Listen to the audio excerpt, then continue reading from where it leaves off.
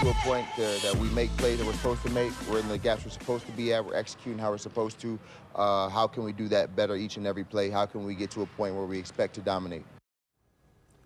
Welcome here into Teal The Show. How can they get to the point where they expect to dominate, Frank? I think that is the problem that every team is trying to solve this time of year. The Jaguars just wrapping up those joint practices. Frank, it has been a fun 2 days of covering Jaguars training camp. Yeah, and it really has been. And the Jags, frankly, have played pretty well in those two practices. One was padded, one was not.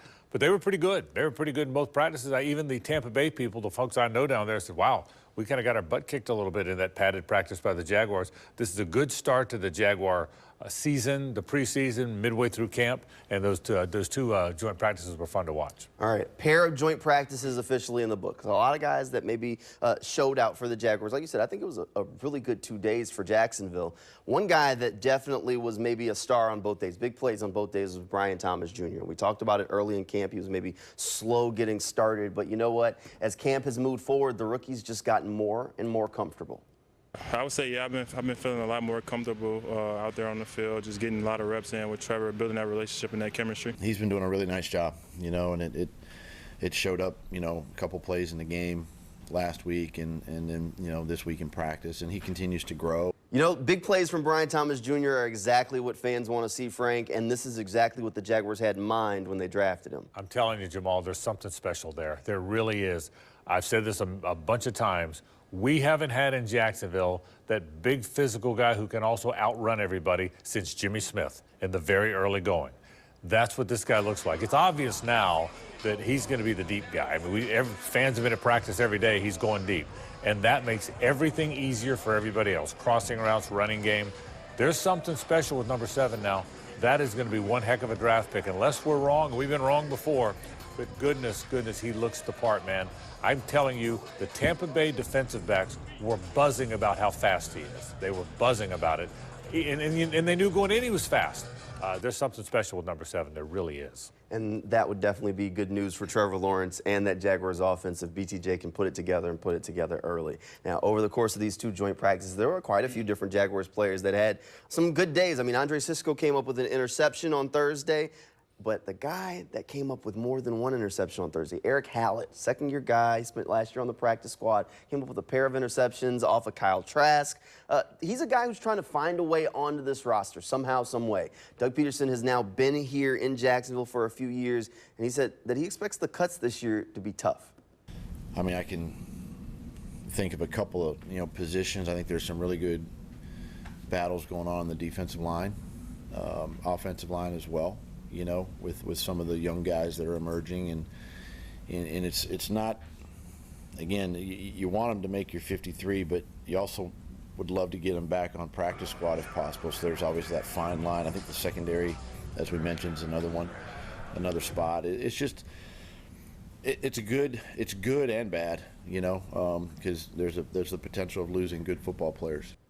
You know, Frank, over the course of building a team for years, you start getting more and more guys that you like. Guys like an Eric Hallett that are out there making plays that at some point you can't keep everybody. When you go from 90 to 53, which is what all these teams have to do in the NFL, most of the time the guys you cut after you get to that 53, the first handful of guys you cut probably aren't NFL players. They might make a roster.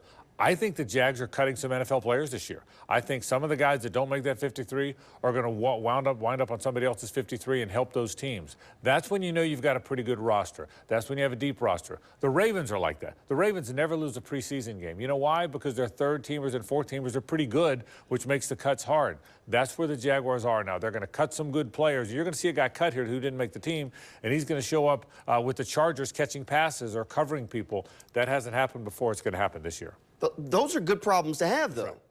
Those are good problems to have. So the Jaguars have been at this training camp thing for a while now, weeks on weeks on weeks. And at some point, it kind of starts to blur together. The guys have been nothing but football day in and day out. They have to do something to get their mind off the game when they're away from the facility. I asked Evan Ingram what he does when he's away, and it's actually something simple that we all kind of do.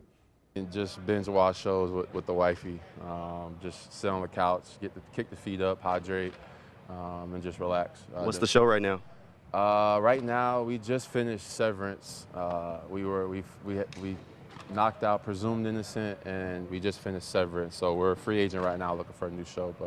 But yeah, we've been grinding some shows in the off days.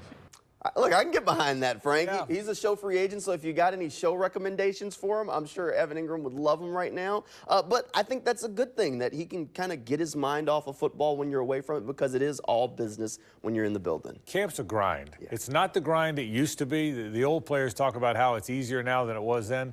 But camp's a grind, man. Those 2.5 weeks, it's meetings, it's practice. You got to get your workouts in. You got to be at meals on time. It's a grind. When you can get away, you want to get away. And so that's what this is. Now it's wound down now. Camp is broken, as they call it. But those 2.5 weeks, probably the toughest 2.5 weeks, toughest 2 weeks for an NFL football player. Yeah, definitely a tough couple of weeks of training camp. Still a couple more preseason games to go, and then the regular season is right around the corner. Coming up next here on Teal The Show, we're going to talk about the Jaguars preseason game that's coming your way tomorrow night at the Bank. We'll talk more about that Bucs game coming up next, right after this break. Welcome back here into Teal The Show. The Jaguars have a game against the Tampa Bay Buccaneers on Saturday night. Now, here's the thing. Don't expect to see Trevor Lawrence. Don't expect to see a lot of your favorite players out there on the field. They did a lot of their work on the practice field during joint practices, but you are going to see a lot of competition. You're going to see a lot of these guys that are fighting for roster spots out there on the field on Saturday night at the Bank, and these are guys that could end up ultimately being a difference in the Jaguars season at some point if injuries do hit. Yeah, I think that's what this game is for both teams. Is player 45 through 53 on that roster, guys still fighting for a spot. So that's what this game's about. But there's some fun elements of this game. Assuming Trevor and Baker Mayfield aren't playing, and both coaches have said they're not going to, if Mac Jones starts, and Doug hasn't said which of the two quarterbacks are starting, he just said they're both going to get a half, but if Mac Jones starts the game, and if Kyle Trask starts the game, that's a replay of that 2020 Alabama-Florida game that was so good, 50-something to 40-something, which makes it for a fun game because people remember that game. Here's something else that's interesting. In 2020, Devontae Smith won the Heisman Trophy. He was the winner. The next three vote getters, the four people that went to New York other than Devontae, Trevor Lawrence, Mac Jones, Kyle Trask. Well, three of them are going to be in uniform on Saturday night, so it's a good remembrance of what was in terms of college football around here.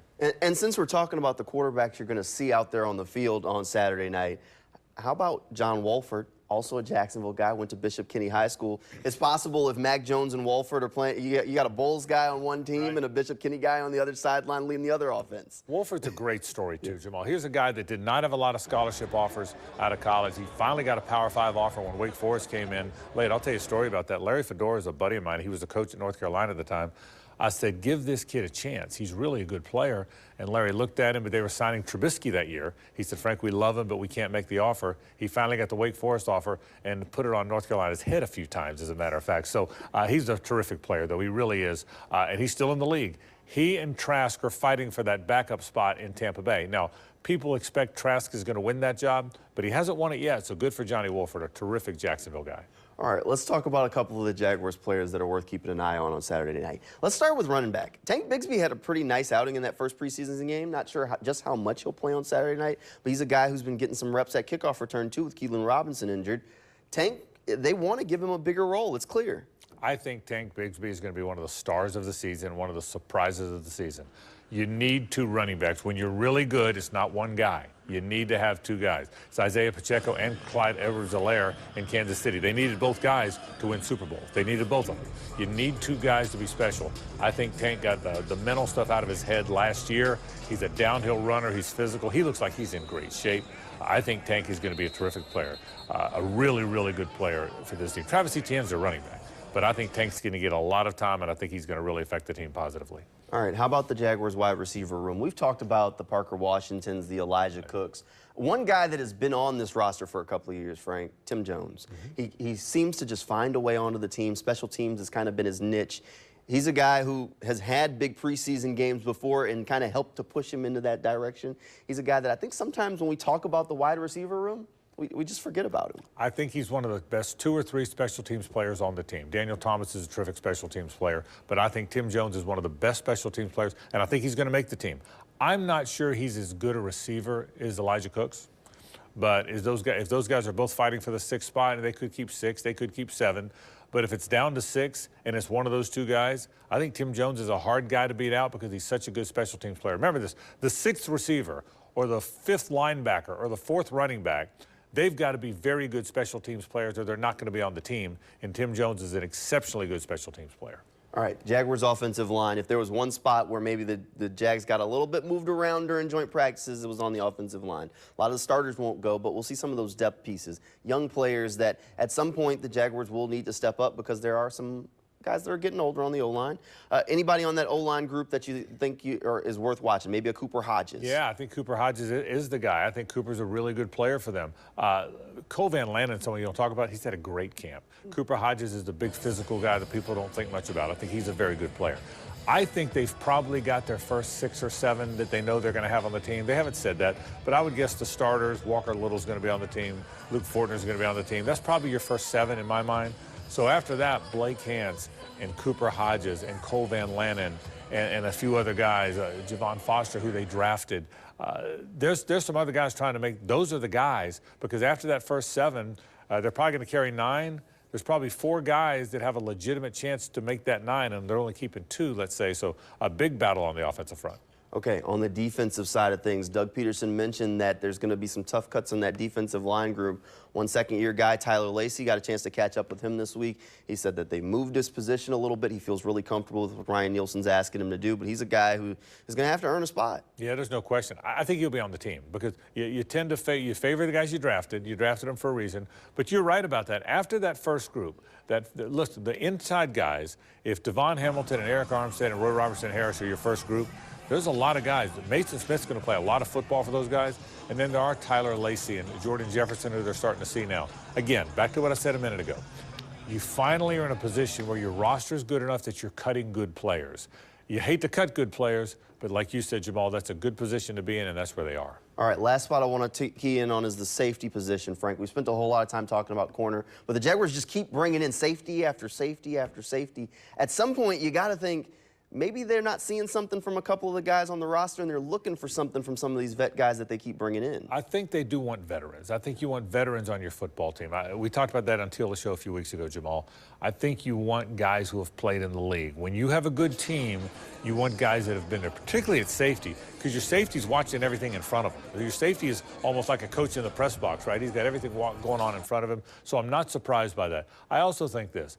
Losing Andrew Wingard for what looks like might be an extended period of time now was a blow. He is really having a good camp. He's a veteran. Guys respond to him. He might be as good a leader as there is on that football team. Guys tend to respond to him. Guys like him. So I think when you lost him, even though you're going to get him back at some point, that was a blow to the Jaguars. More of a blow than people realize. Dewey's important, and not having him mattered, and I think that's why you're seeing a bunch of safeties come in. Well, we'll see what happens. Game set for Saturday, Frank. I normally ask you win or lose once the regular season rolls around. Not going to do that here. Who's the star on Saturday night for the Jaguars? I told you Tank Bigsby, I thought last week, and I thought he had a chance to be a really good player. Look, it's hard for me now not to think that BTJ, if he plays, and my guess is the rookies will play, even though a lot of the starters won't, my guess is he's probably going to play a little bit. I'm guessing at that.